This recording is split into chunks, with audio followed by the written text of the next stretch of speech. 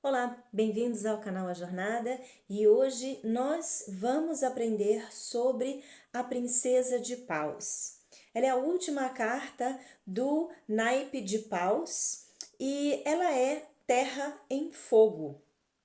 Vamos olhar então como que ela se apresenta. Ela é a única princesa dos quatro naipes no deck de Thoth que se apresenta nua. E ela é muito corajosa. Ela também aparece aqui se jogando, que parece que ela se joga em uma onda de fogo, né? E também há um tigre aqui no fundo da carta e nós vamos ver então o que Crowley descreve sobre essa carta em particular. A princesa e imperatriz Salamandras, trono do As de Paus. A princesa de Paus representa a parte terrena do fogo. Pode-se dizer que ela é o combustível do fogo. Esta expressão implica a atração química irresistível da substância combustível. Ela governa os céus por um quadrante da porção ao redor do Polo Norte. A princesa é, portanto, mostrada com as plumas da justiça fluindo como chamas de sua testa.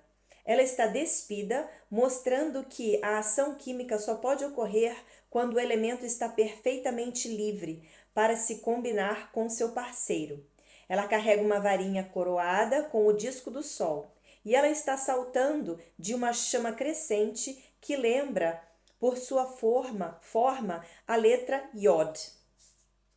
Pode-se dizer que essa carta representa a dança da sacerdotisa virgem dos senhores do fogo, pois ela está presente no altar dourado ornamentado com cabeças de carneiro, simbolizando os fogos da primavera. Bom, essa é apenas uma parte da descrição da carta e vamos ver aqui os elementos, né? Então, a descrição fala que ela é consumida por essa chama aqui, né? Por essa chama de fogo. E como ela é a parte, todo o pajem é referente ao elemento terra, e por isso que a gente fala que ela é a terra em fogo. Então, por conta dela ser terra, parte terra em fogo, ela se deixa ser consumida por essa parte do fogo. Ou seja, ela não tem aterramento aqui. Tudo está suspenso, né? Ela tem uma atração irresistível e essa atração irresistível dela tem dois significados. Primeiro que ela é atraída pelo fogo, né? Mas também ela atrai as outras pessoas devido ao seu fogo primal, o seu fogo primitivo. Bom, vamos olhar então algumas partes dessa carta para começar a descrição aqui. Vamos dar uma olhada aqui nesse cabelo aqui, né? Que a gente acha que é o cabelo dela, mas não é. Essa parte ela é chamada de Ostrich-Feder. Ostrich-Feder, que parece um cabelo aqui, mas na realidade é como se fosse uma letra V. Pode ser chamada também das plumas de justiça. Essa forma aqui das plumas de justiça, elas também são encontradas na carta do Adjustment. Aqui na carta do Adjustment, nós vemos essa mesma as plumas da justiça aqui. É como se fosse a pena da justiça. Também no topo da cabeça aqui do Adjustment, da carta do Adjustment. Só que a diferença é que aqui elas estão separadas e aqui elas estão juntas. Aqui elas estão conectadas na carta do Adjustment porque é necessário que haja uma união de ideias aqui para se achar um meio termo. Existe essa pluma aqui da justiça, né? Tanto aqui que ela tá usando que tá separada, como aqui na carta do adjustment que tá junta. Essa pluma da justiça, ela é conectada com uma rainha egípcia chamada Mat. E essa rainha egípcia, ela é a rainha da verdade, a rainha do equilíbrio, da ordem, da lei, da moralidade, da justiça. Então, é por isso que nessa carta aqui, essas penas elas estão juntas, como se fossem somente uma, porque existe somente uma única verdade dos deuses. Aqui no mundo terreno nós vemos duas partes, porque aqui ela representa mais o mundo terreno. Todo pajem é correlacionado a Safirot número 10, que é Malkut, que é o mundo manifestado. Então aqui nós não temos essas verdades juntas, né? Nós temos separadas em duas partes. E por que isso? Porque aqui no mundo terreno nós temos a verdade absoluta, que é a verdade de Deus, dos deuses, e nós temos a verdade que seria a verdade que você pensa, a verdade que você acredita, certo? E aqui nós temos uma verdade única, uma verdade que é onde existe um equilíbrio, onde se encontra um ponto único entre dois pontos de vista, ok? Bom,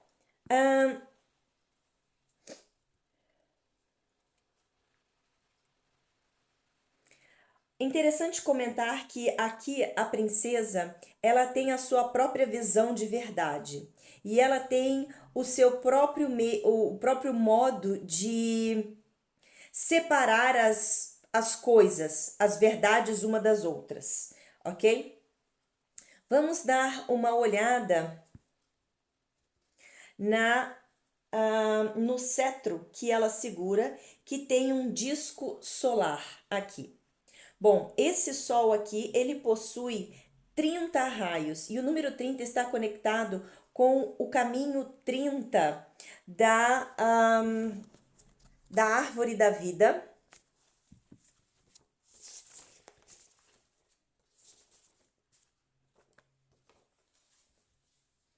O número 30 está conectado com esse caminho aqui, entre Hod e Yesod. E esse caminho número 30, ele é conectado à carta do Sol no tarô. Então, aqui nós temos a conexão do intelecto com a fundação. Então, quando nós conectamos com esse caminho na cabala do número 30, nós vamos ver que a carta do Sol, ela faz parte desse caminho número 30.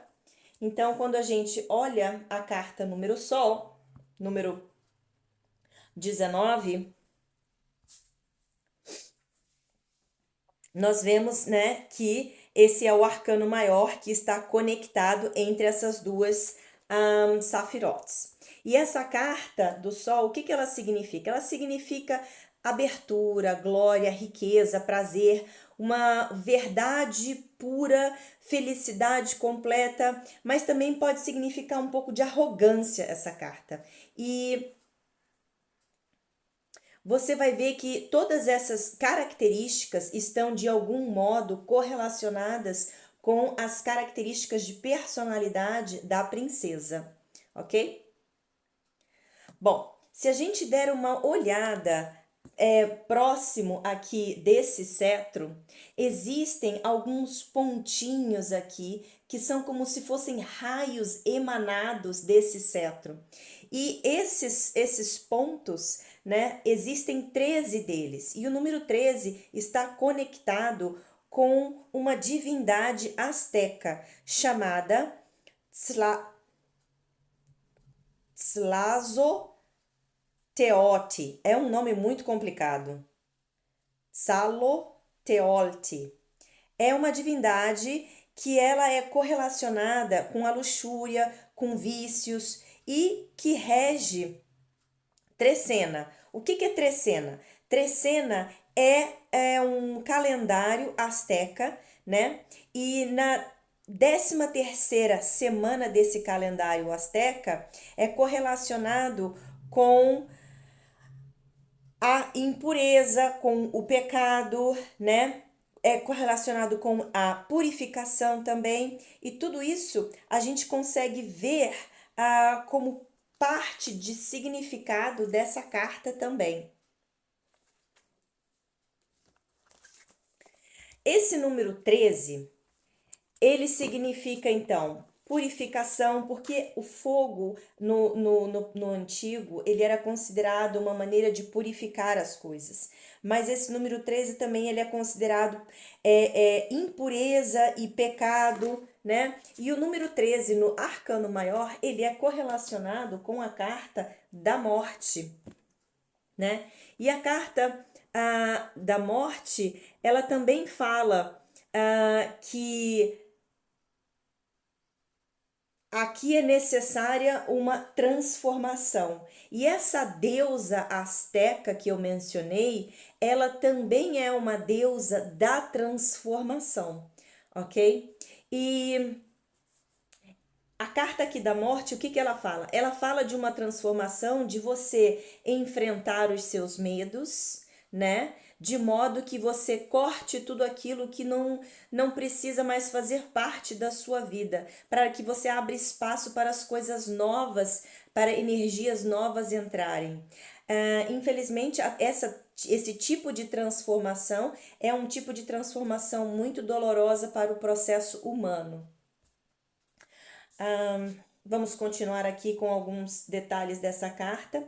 Nós vamos perceber a forma dessa chama, desse fogo aqui. A forma dessa chama, ela te lembra a carta do Ás de Paus, aonde nós temos 10 chamas muito parecidas com essa daqui. E lembra, cada chama dessa é um Yod, que é a primeira letra do tetragramaton e que simboliza a força primitiva e ativa masculina. Ela está conectada com o mundo de Atzilut, que é o mundo do fogo do espírito.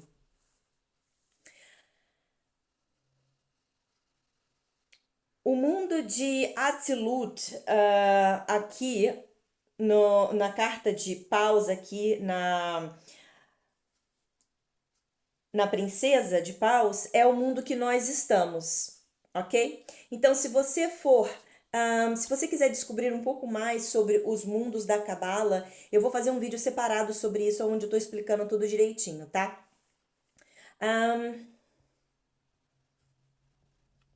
Então aqui nós podemos ver que ela está sendo carregada por essa chama, por esse fogo, né? E significa que ela está sendo carregada pela paixão dela, pela energia do fogo, né? E que ela é como se ela estivesse fascinada por essa energia.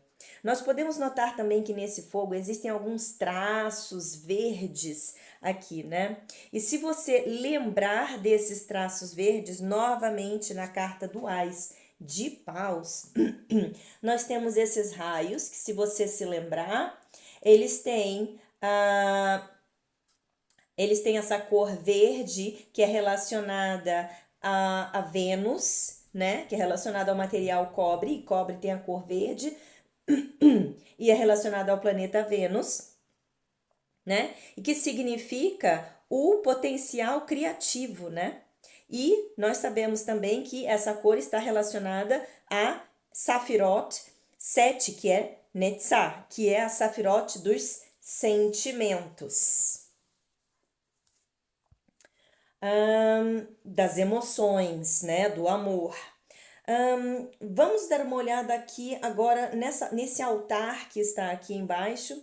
Esse altar, ele possui 24 cabeças de carneiro aqui embaixo. E essas cabeças de carneiro, elas estão conectadas com as 24 partes do Dharma Chakra. E representa o que? Os ensinamentos de Buda. E representa a ordem moral universal. Nós podemos relacionar, né? Relacionar isso com as penas que ela tem aqui em cima também. Outro ponto interessante é que essas 24 cabeças, elas aparecem 12 em um lado e 12 do outro, né? E o que isso significa? Isso significa, simboliza a primavera, o equinox, porque é quando nós temos 12 horas de dia e 12 horas de noite, é quando é o dia onde a quantidade de sol e a quantidade de escuridão é exatamente a mesma, né? Nós chamamos de Ostara. Então, esse seria o período que essa carta define, ok? Nós também percebemos que, por conta de tantas cabeças aqui de carneiro, né? Aqui essa carta está muito relacionada com o signo de Áries, né? E nós podemos ver as características do signo de Áries muito bem representada na carta do Imperador. Então, aqui na carta do Imperador, nós temos duas cabeças de Áries aqui muito grande, aqui no fundo, e aqui embaixo nós temos também um carneiro. Então, o Imperador, ele representa muito bem essa energia do signo ariano. E é interessante notar também que nesse altar aqui nós temos 6 rosas, 6 rosas rosas. E elas simbolizam o desejo, a paixão, a vida, a jovialidade, a energia. O número 6 é conectado com a Safirot Tiferet, que nós já vimos aqui, Tiferet, que é a beleza, que é a harmonia, que é o sol, que é a vitalidade, né? Tudo conectado com energia.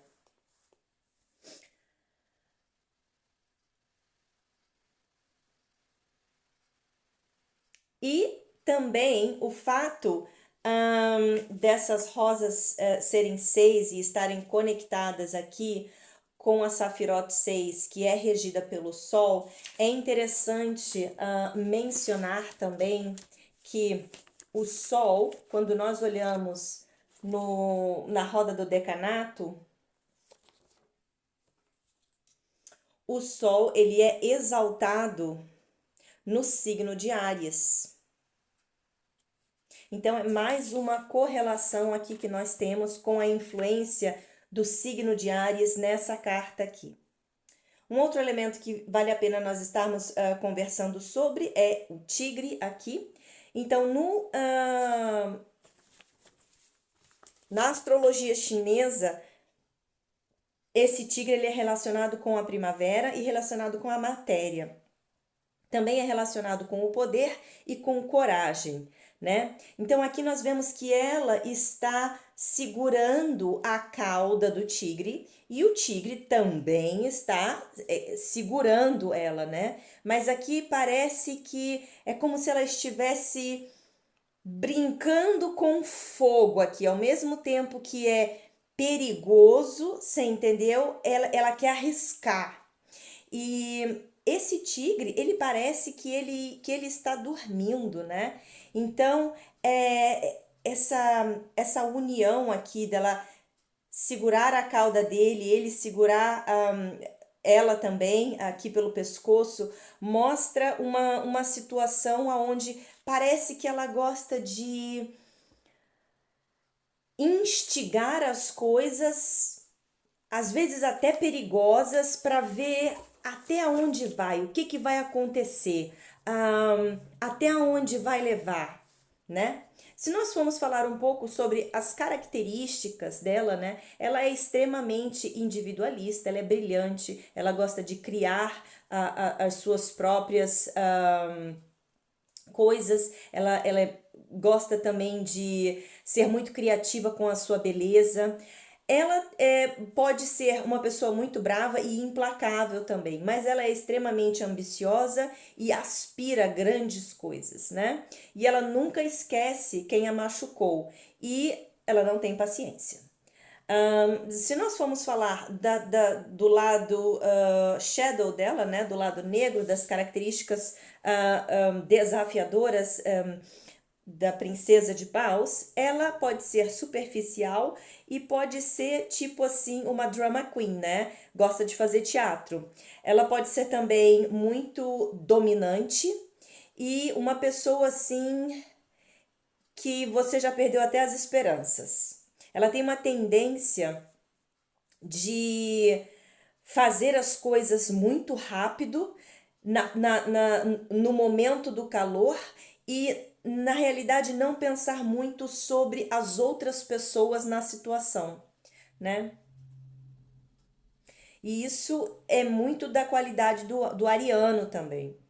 Mas esse lado negativo dela, ele não é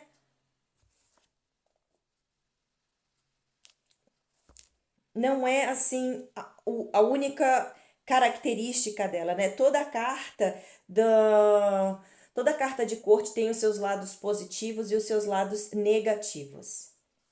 Bom, é interessante falar que a princesa de Paus, ela não está assinada a nenhuma carta, né? Assim como as outras cartas de corte eram. Então, essa carta do pajem de Paus, ela está acima das outras cartas, assim como os ases. Então, é dito, por isso que é dito que essa carta, ela é o trono dos ases. Isso significa que isso significa que aqui nós temos a manifestação pura da energia, que é dada através do elemento do fogo aqui, e essa energia, através dela, você entendeu? É passada para o mundo material. É como se ela fosse a, a transmissão, o veículo transportador da energia pura do fogo, do Ás de Paus, para o mundo manifestado. Como essa carta ela não tem nenhum tempo associado, quando ela aparece numa leitura e algum evento vai acontecer, nós sempre consideramos que talvez aconteça entre o equinócio da primavera. Bom, se nós formos falar um pouco sobre os significados divinatórios dessa carta, se nós estamos falando em um momento de ação, né? Essa carta pede para você ser corajoso, não ter medo, ser entusiasmado, seguir a sua paixão, ir atrás daquilo que você acredita, né? Fala também que você pode ser um pouco cruel nas suas atitudes aqui quando você estiver agindo. Se for uma pessoa, nós estamos falando de alguém energético, com vitalidade, cheio de entusiasmo, muito confiante, sem medo de se expressar. Também estamos falando de alguém impulsivo, com tendências temperamentais, né? Estamos falando de alguém que não gosta de ouvir os conselhos de outras pessoas. E estamos falando de alguém que é muito difícil você mudar a mente dessa pessoa, mudar a ideia dessa pessoa, né? Ou mudar o conceito dessa pessoa. O pajem de paus aqui, ele é regido pela sua paixão. Se nós estamos falando aqui de trabalho, nós estamos falando alguém que trabalha em um cargo que é extremamente criativo, aonde você gosta de ser o spotlight da situação, você gosta de estar no palco, né? Então aqui nós estamos falando que talvez você trabalhe como atriz, como cantor, como dançarino, é alguém que gosta de receber a atenção de tudo e de todos. Gosta dos holofotes, mas também estamos falando de alguém que pode ser um pouco drama queen, né? Que faz um teatro e que também podemos estar falando de alguém que esteja lutando para ser reconhecido ou famoso numa mídia social, por conta de adorar, né, atenção. Se nós estamos falando aqui em relacionamento, de um companheiro ou uma companheira, né, de um partner, aqui é uma pessoa extremamente atrativa, extremamente confiante. É aquela pessoa assim que você fica fascinada, né? É uma pessoa de domínio, que gosta de dominar a situação, né? Mas ela gosta de dominar, de controlar a situação, mas ela mesma ela gosta da liberdade. E ela gosta muito de flertar. Então, quando essa carta vem como seu parceiro, é uma carta que não mostra muito engajamento da outra pessoa no relacionamento, por conta de que gosta de flerte, gosta de atenção, gosta da sua própria liberdade. Talvez é uma pessoa que não uma personalidade aqui que não gosta muito de relacionamentos sérios. Como conselho, essa carta diz: vai atrás daquilo que você quer. Encontre um caminho para se expressar, para conquistar aquilo que você quer. Enfrente os seus medos, ignore o que as pessoas estão dizendo, seja um pouco egoísta nesse momento e vá atrás daquilo que é bom para você, como conselho. Não que sempre seja bom esse tipo de conselho, mas seria o conselho que essa carta traz. E como obstáculo, essa carta traz uma pergunta, né? Como que você vem tratando as outras pessoas ao seu redor? Pense sobre como as suas ações estão impactando as outras pessoas ao seu redor. Por que você tem agido de tal maneira? Deixe ir a necessidade de revenge, de vingança, né? Procure agir, procure pensar como você age em face a críticas que são dadas a você, né? Tente ver a situação pelos olhos e perspectiva das pessoas que estão ao seu redor. Então essa carta ela traz muita informação, é uma carta linda também, com muitas características positivas e algumas desafiadoras. Como eu disse, essa é a última carta do